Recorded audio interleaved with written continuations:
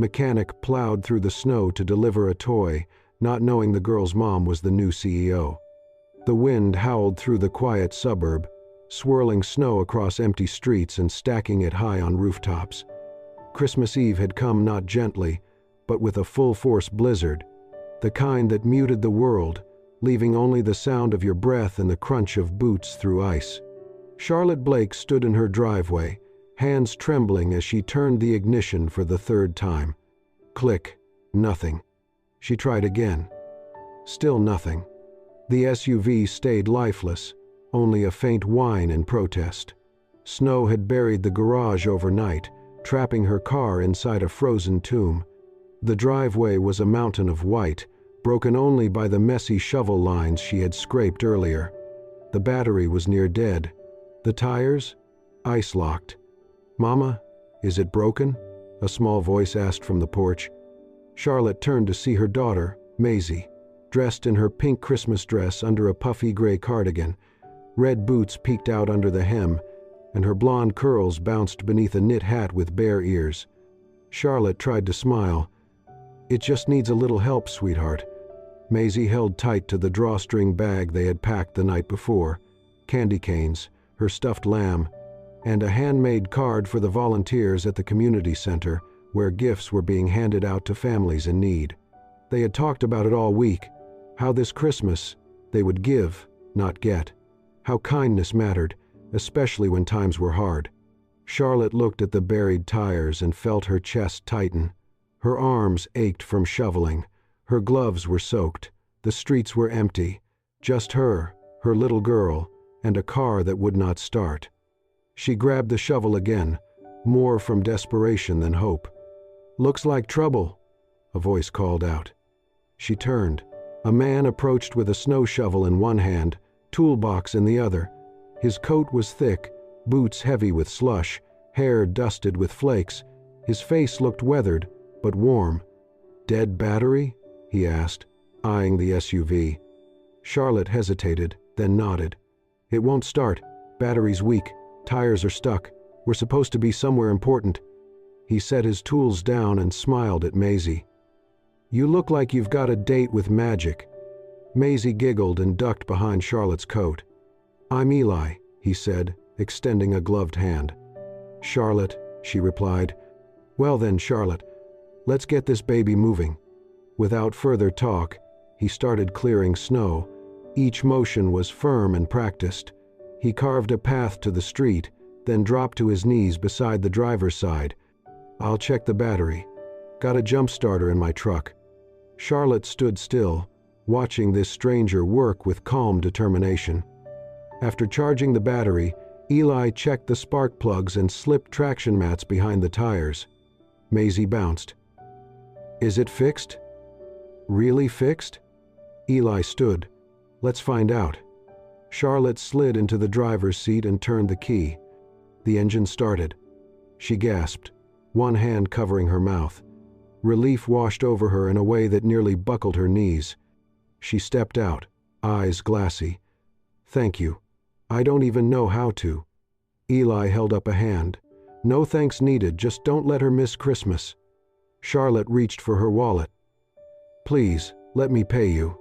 But Eli was already walking away, shovel over one shoulder, toolbox in hand. "I'm just a mechanic," he called back. "Helping people is kind of what we do." And then he vanished into the swirling snow. Charlotte stood in silence, Maisie slipping her mittened hand into hers. "That was like a Christmas story," Maisie whispered. Charlotte nodded, voice low and full. It really was. The morning after Christmas Eve was bright but bitterly cold. Snow blanketed the rooftops and sidewalks, carved through only by early risers. Inside Joe's Auto and Repair, heaters hummed beneath the scent of motor oil and old coffee. Eli Morgan stood under the hood of a '96 Ford pickup, brow furrowed, grease smudging his sleeves. His fingers moved with quiet skill, checking valves and tracing lines like someone who knew them by feel, not sight. He hummed faintly, no tune in particular. Across the shop, Joe, broad-shouldered, silver-haired, and chewing a toothpick, leaned against the office doorway. "Eli," he called. "Heads up. Someone from corporate's dropping by today. New CEO. Wants a look around." Eli didn't glance up. "As long as they stay out from under the lift." Joe chuckled. "Try not to scare this one off. I didn't put the rat on the inspection bench last time. That rat had a Santa hat. It was festive." Eli wiped his hands and slid back under the hood. Executives came and went. What mattered was the work, fixing things right. An hour later, the bell above the garage door jingled. Charlotte Blake stepped inside, brushing snow from her sleeves. Her blonde hair was pinned neatly, her expression calm but observant. No one here recognized her yet, not even Joe. Since being appointed CEO of the regional garage chain, she had stayed low profile. She had chosen this location to begin her rounds, not for numbers, but because of something else. Someone. She spotted him across the bay, crouched beside an old Buick, hood up. He was speaking to an elderly man with a cane, explaining the issue without rushing. It was him, the man who had helped her and Maisie the night before. Charlotte's breath caught. Same tousled brown curls, same steady focus. His hands were covered in grease, but moved gently. She stayed near the back wall, watching. Eli lifted the hood higher and pointed at a worn belt.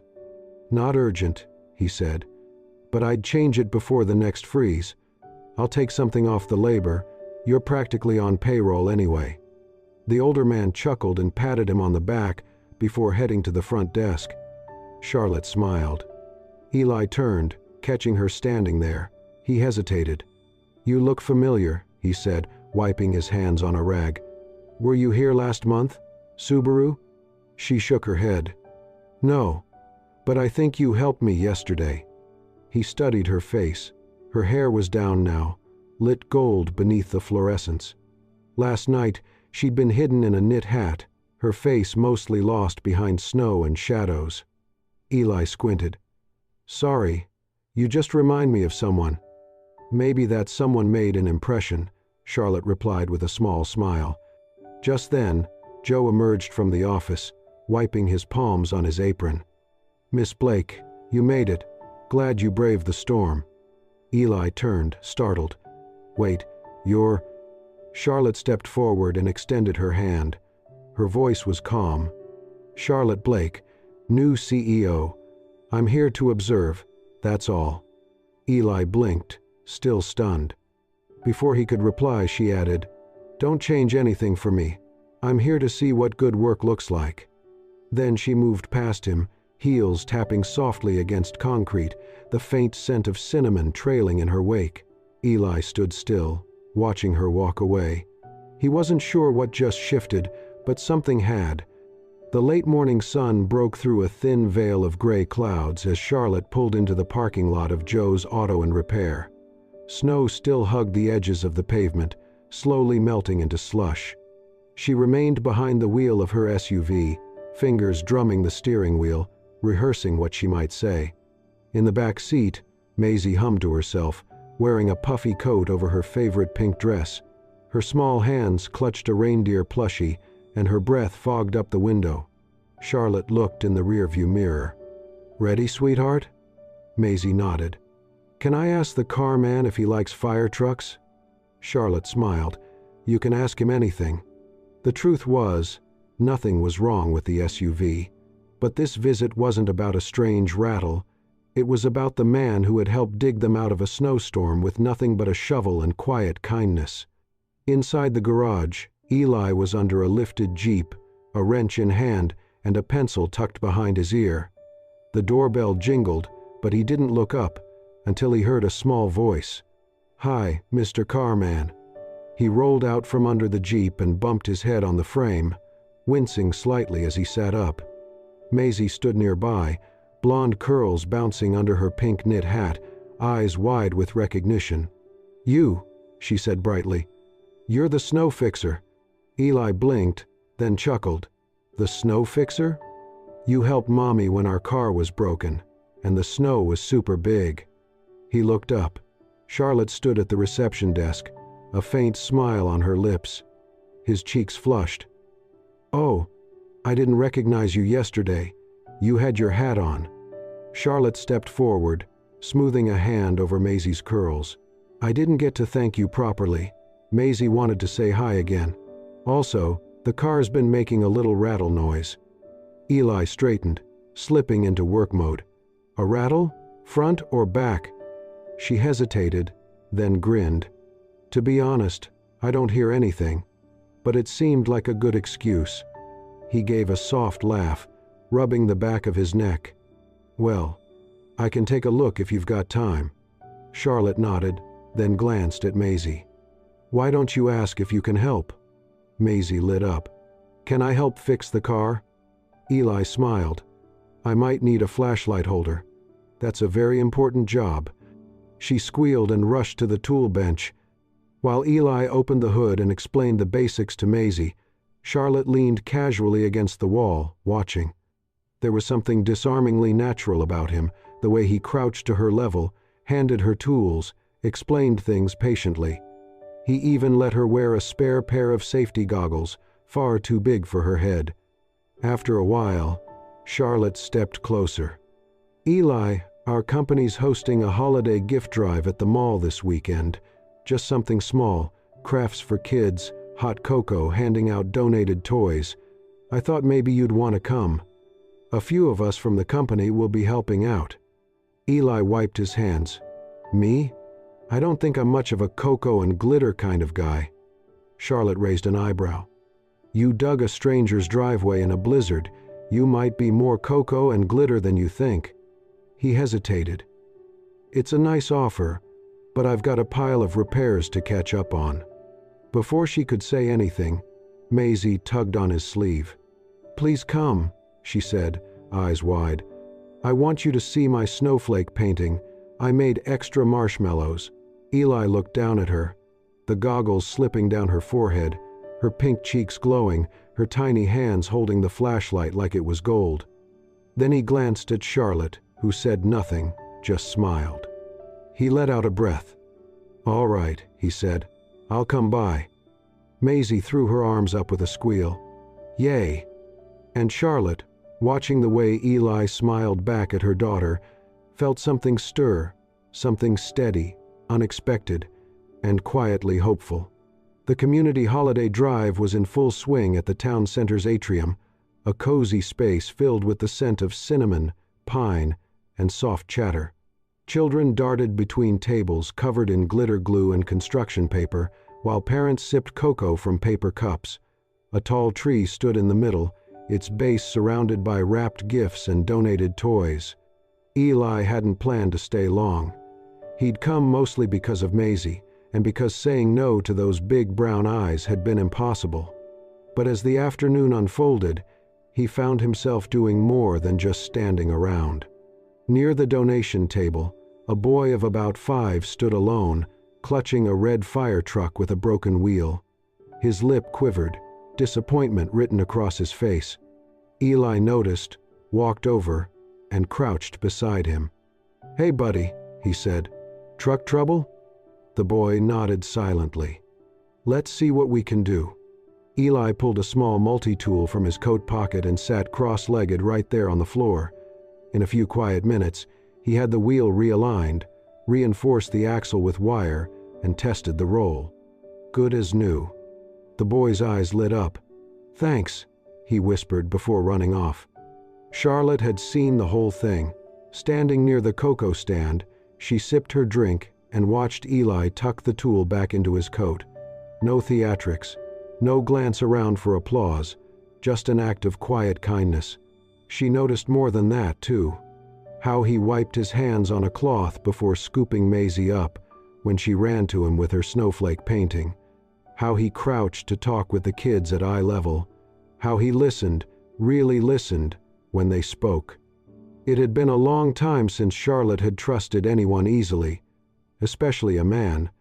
But something about Eli was different, solid, no flash, no smooth lines, just presence. Later, they sat on a bench near the cocoa stand, cups warm in their hands. "I didn't peg you for the community event type," she said, teasing gently. Eli gave a small shrug. Me either. Maisie had gone off to help a volunteer tape bows onto boxes. They watched her in silence for a moment. She really likes you, Charlotte added. I really like her, he said, then paused. She reminds me of my little sister, Claire, when she was that age. Charlotte turned toward him. You have siblings? Had, he said quietly. She died when I was 19. Car crash. I'm sorry. He nodded. It was a long time ago, but holidays bring it back, you know. I think that's why I don't really make plans. I just work. Charlotte looked down into her cocoa. My ex left when I was 4 months pregnant, she said. Said he wasn't ready to be a dad. I didn't get to choose. I had to be ready. Their eyes met. There was no pity, no judgment, just understanding. A soft, steady silence stretched between them like an open door. I didn't mean to bring the mood down, Charlotte said. Sometimes that's the real stuff, Eli replied. She smiled, small and genuine. They sat like that a while longer, warm drinks in hand, fairy lights flickering around them. Maisie returned eventually, cheeks flushed, glitter on her nose. She plopped down between them. Eli offered her the last marshmallow from his cup. She accepted it like treasure. Charlotte laughed, unguarded for once. It wasn't loud, but it was real. It felt good, like something she'd forgotten she missed. She wasn't sure what this was between her and Eli, if it was anything at all, but it felt like the beginning of something. Still, she kept her tone steady, her smile careful. Her role at the company couldn't be compromised. But her heart, that, quietly, had already started to open. The garage buzzed with more noise than usual that morning, engines revving, clipboards shuffling, conversations snapping between mechanics. Eli leaned against a pickup, wiping his hands on a rag. Joe had told him there would be a system-wide announcement. Big boss is coming, Joe had said with a grin. Try not to look like you just crawled out from under a carburetor. Eli hadn't thought much of it. CEOs were names on memos. What mattered were the people who clocked in, who worked late, who made things run. But when the office door opened and Charlotte walked out, heels crisp against the concrete, a blazer perfectly tailored, blonde hair swept up, Eli's grip loosened on the wrench.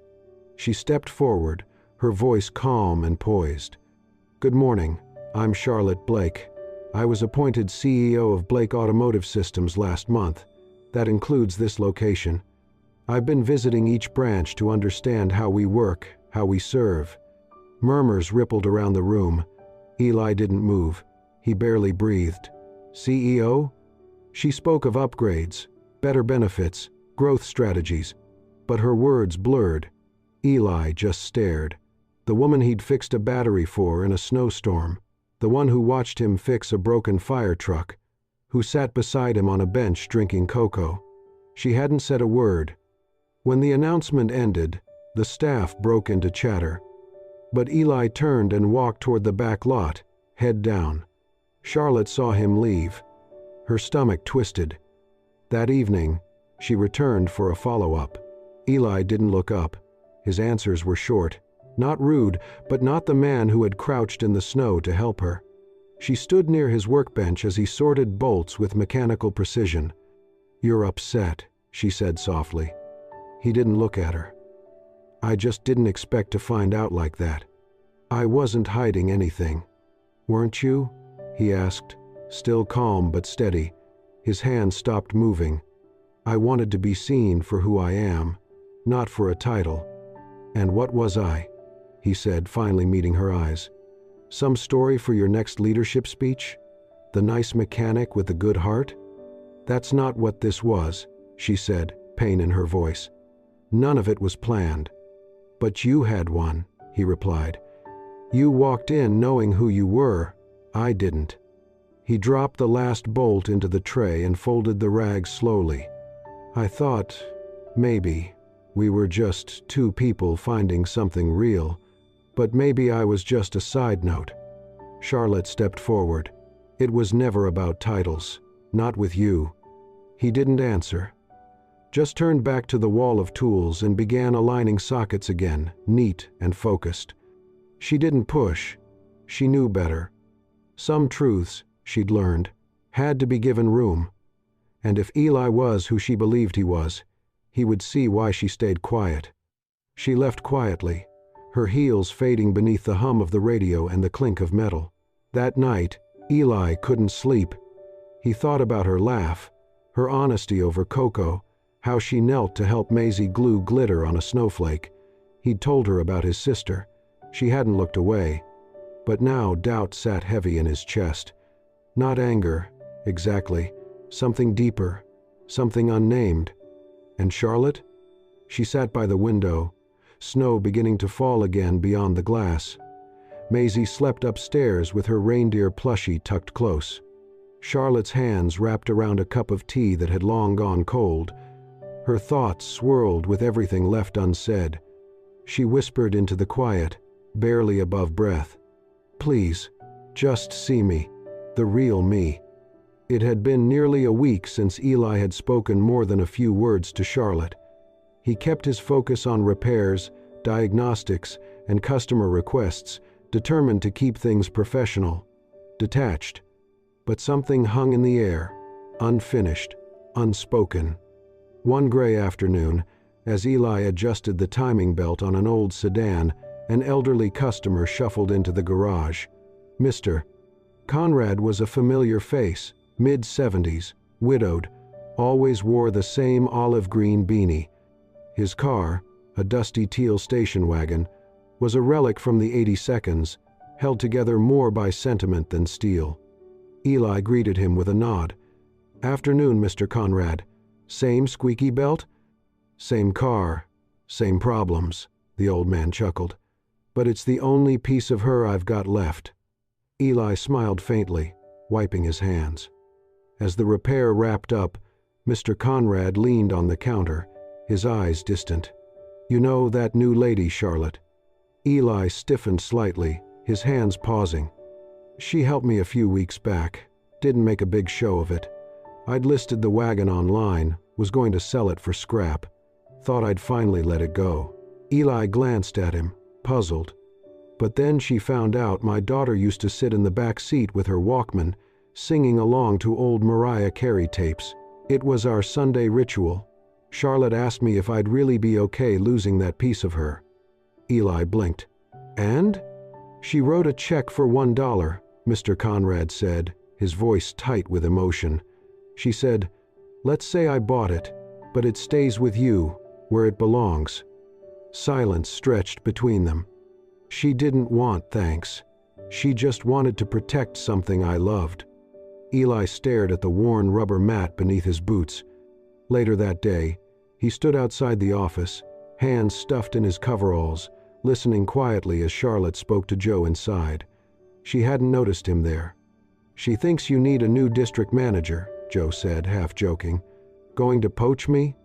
Charlotte's voice was calm, resolute. "I don't need more managers. I need more people like Eli, people who care about the work, about the people. He doesn't see himself as a leader, but maybe that's exactly why he should be one." Joe chuckled.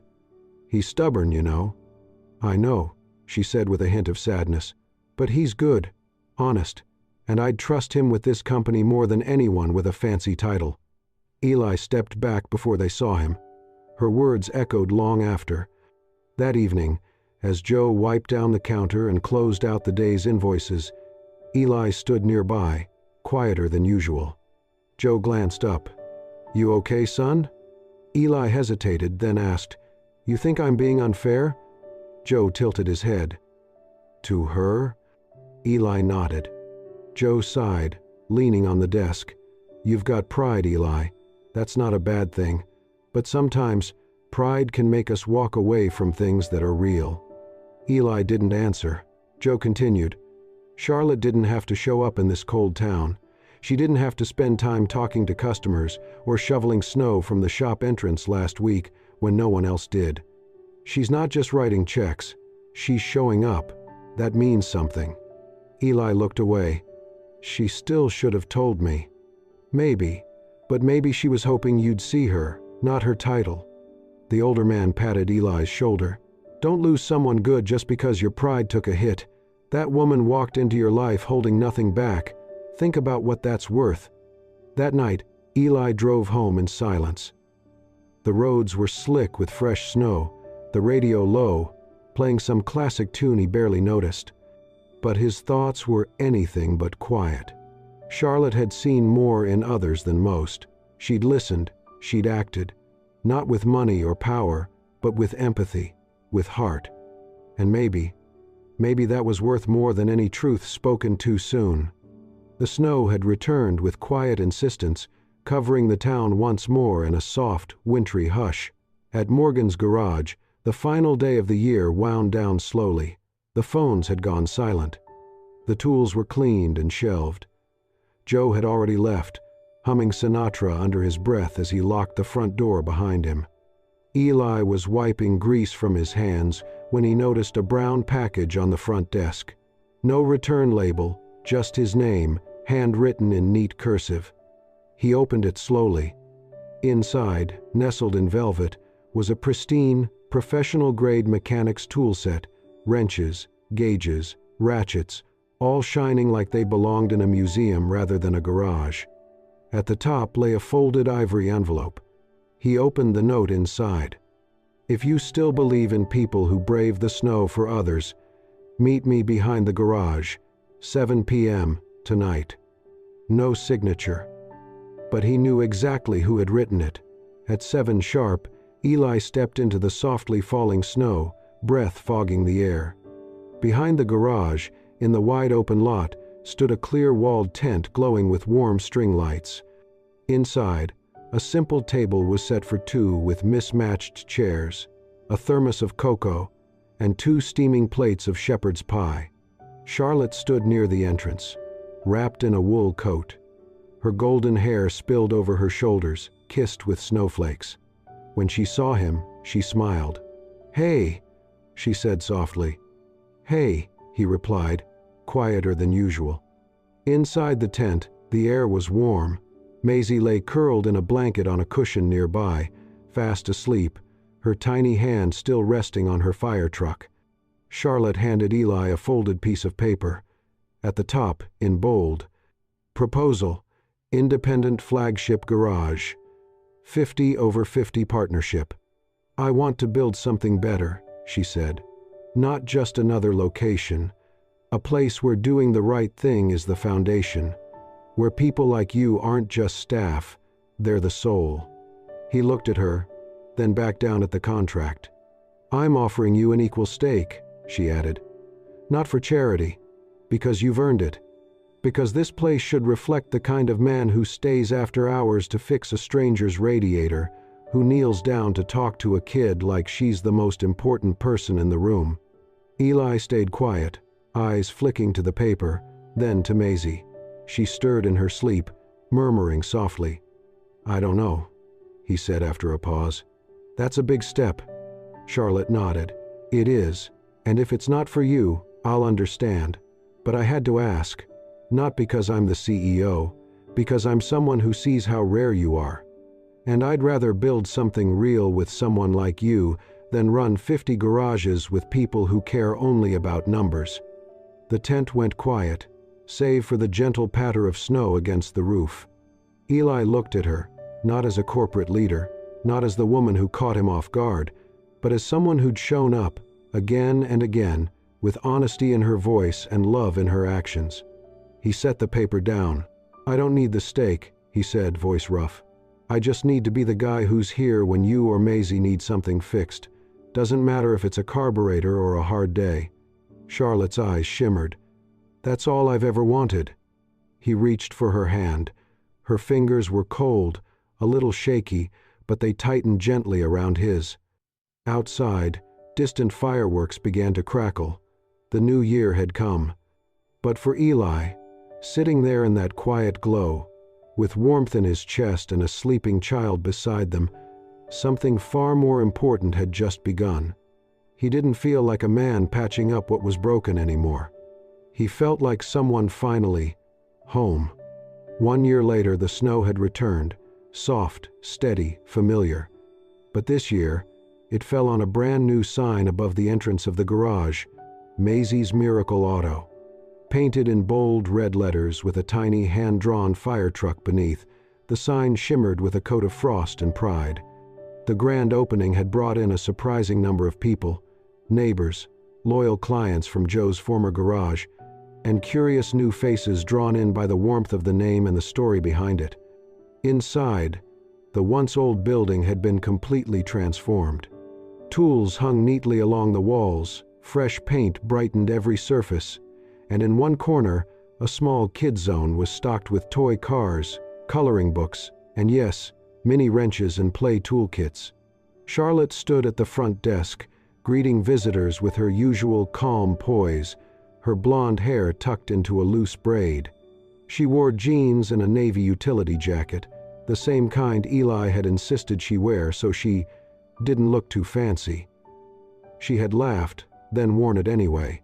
Eli moved around the garage with his sleeves rolled up, grease on his hands, a smudge on his cheek, and a permanent, quiet smile.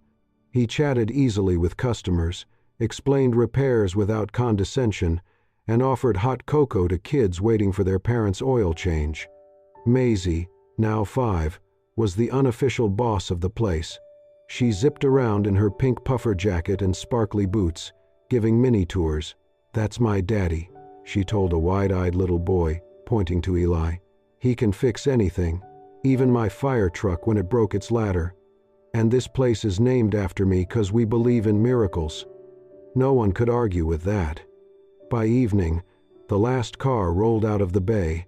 Charlotte turned the open sign to closed and flipped off a few overhead lights. Music played softly from a radio on the shelf. Old jazz, something Walter had loved. Eli washed his hands, dried them, and reached for his coat. As he turned, he found Charlotte waiting for him by the front door, her cheeks pink from the cold, her eyes sparkling in the dim light. Without a word, he took her hand. They stepped outside into the gentle snowfall. The world was quiet again, just like that first night. But this time, their story wasn't beginning in the cold. It had already begun in the warmth. They stood there in front of the garage, admiring the sign, the lights glowing from the windows, and the laughter of Maisie echoing faintly from inside. Eli squeezed Charlotte's hand. "You know," he said, his voice soft, thoughtful, "I used to think my life would always be about gears and gaskets, that I'd fix cars, go home, and do it all again the next day." Charlotte leaned her head gently against his shoulder. "But then, someone showed up with a dead battery, a broken heart, and a kid in a pink dress," he continued with a half smile. "And I realized something." She looked up at him. He met her gaze. "Sometimes, the real miracle isn't fixing machines. It's being chosen by the ones who need fixing, and letting them fix you right back." Charlotte blinked, her smile breaking gently. And Eli added, "I didn't just find a future here. I found a family."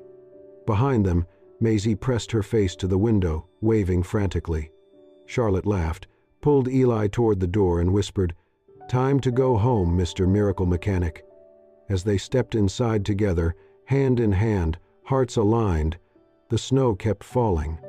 And outside, beneath the glow of the streetlight, the sign glimmered. Sometimes